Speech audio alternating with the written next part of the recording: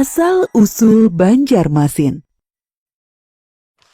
Kalimantan merupakan pulau terbesar kedua di Indonesia yang terbagi menjadi 5 provinsi. Salah satunya adalah Provinsi Kalimantan Selatan yang beribu kota di Banjarmasin. Kota Banjarmasin berusia sangat tua. Sejarah berdirinya kota Banjarmasin bisa kita simak dalam kisah berikut ini.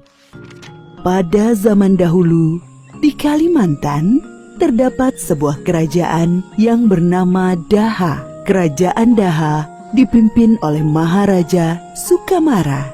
Sewaktu masih memimpin, Maharaja Sukamara membuat wasiat bahwa kelak cucunya, Pangeran Samudra, yang akan menggantikan dirinya sebagai Raja Daha. Ketika Maharaja Sukamara wafat, justru Pangeran Mangkubumi yang mengambil alih kekuasaan di Daha. Kekuasaan Pangeran Mangkubumi tidak bertahan lama. Lalu, Pangeran Tumenggung mengambil alih kekuasaan sebagai Raja di Daha. Kerajaan Daha merupakan salah satu kerajaan di Nusantara yang terus dilanda pertengkaran, memperebutkan kekuasaan. Perebutan kekuasaan yang tiada kunjung berakhir mengakibatkan banyak rakyat Daha hidup dalam kemiskinan dan kelaparan. Lalu, ketika perebutan kekuasaan terjadi, di manakah Pangeran Samudra, pewaris sah tahta kerajaan Daha? Kehidupan di istana Daha tidak aman bagi Pangeran Samudra. Perebutan kekuasaan yang terjadi terus-menerus mengancam jiwa Pangeran Samudra. Pangeran Samudra akhirnya memilih mengasingkan diri di dekat muara Sungai Barito. Di sepanjang aliran Sungai Barito, terdapat kampung-kampung yang berbanjar-banjar atau berderet-deret mengikuti aliran sungai hingga ke muara.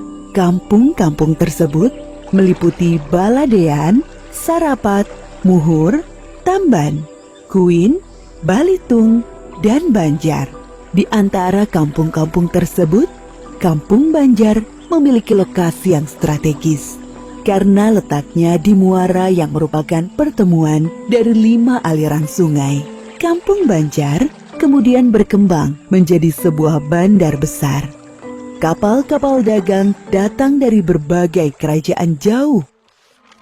Saat itu, Kampung Banjar berada di bawah kekuasaan seorang patih yang bernama Patih Masih. Sehingga Kampung Banjar kemudian dikenal dengan nama Banjarmasih. Patih Masih mengetahui bahwa Pangeran Samudra berada di wilayahnya. Patih Masih kemudian mengadakan perundingan dengan Patih Balit, Patih Muhur, Patih Balitung, dan Patih Kuin. Perundingan itu mencapai kesepakatan untuk mengangkat Pangeran Samudra menjadi raja, sebagaimana wasiat Maharaja Sukarama. Atas permintaan Patih Masih dan 4 patih lainnya, Pangeran Samudra akhirnya bersedia menjadi raja di Banjarmasih. Dengan naiknya Pangeran Samudra menjadi raja, maka Banjarmasih sebagai ibu kota kerajaan semakin berkembang pesat. Perdagangan berkembang semakin ramai. Perkembangan Banjarmasin dan naiknya Pangeran Samudra menjadi raja membuat posisi kerajaan Daha menjadi terdesak. Pangeran Tumenggung segera memimpin pasukannya menyerbu Banjarmasih. Perang terjadi di Sungai Barito maupun di daratan. Peperangan tersebut membuat korban berjatuhan dalam jumlah besar dari kedua belah pihak. Ananda Pangeran Samudra, kita telah kehilangan banyak prajurit. Kita harus meminta bantuan pada Kesultanan Demak di Jawa. Jika tidak mendapat bantuan, hamba khawatir bandar besar ini akan jatuh ke tangan Pangeran Tumenggung. Baiklah, usulan Patih Masih sangat tepat. Kita membutuhkan bantuan pasukan dari Jawa. Karena itu, Patih Balit saya utus untuk segera berangkat ke Demak menemui Sultan Trenggono. Perintah Pangeran Samudra siap hamba laksanakan. Ketika itu, Kesultanan Demak dipimpin oleh raja yang bernama Sultan Trenggono.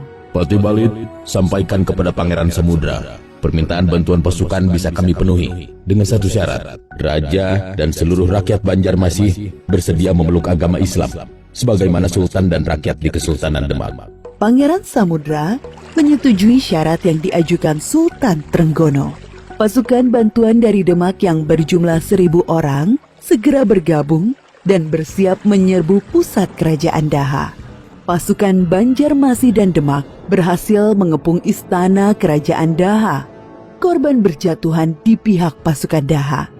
Namun Pangeran Tumenggung bersikeras tidak mau menyerah. Yang mulia Pangeran Tumenggung, korban dari pihak prajurit kita semakin banyak. Saya sarankan agar pangeran melakukan perang tanding dengan Pangeran Samudra. Siapa yang kalah, maka dia harus tunduk kepada yang menang. Inilah satu-satunya cara untuk mencegah semakin banyaknya korban. Usul Patih Arya Trenggana diterima oleh Pangeran Tumenggung dan Pangeran Samudra. Mereka berdua siap untuk melakukan duel penentuan. Ketika duel hampir berlangsung, tiba-tiba Pangeran Samudra membuang pedangnya. Pangeran Tumenggung, bagaimanapun engkau adalah pamanku. Bagaimana mungkin aku tega membunuh paman yang sudah aku anggap sebagai orang tuaku sendiri? Aku sudah membuang pedang, silahkan paman membunuhku. Pangeran Tumenggung yang awalnya marah dan siap membunuh Pangeran Samudra, akhirnya menjadi luluh hatinya. Ananda Pangeran Samudra, maafkanlah pamanmu ini. Selama ini, paman hanya mengikuti hawa nafsu untuk berkuasa, hingga mengakibatkan rakyat banyak yang menjadi korban. Pangeran Tumenggung akhirnya menyerahkan kekuasaannya kepada Pangeran Samudra. Pangeran Samudra kemudian menyatukan Daha dan Banjarmasin menjadi satu. Namun ibu kota kerajaan tetap berada di Banjarmasin. Peristiwa kemenangan Banjarmasin ini terjadi pada 24 September 1526.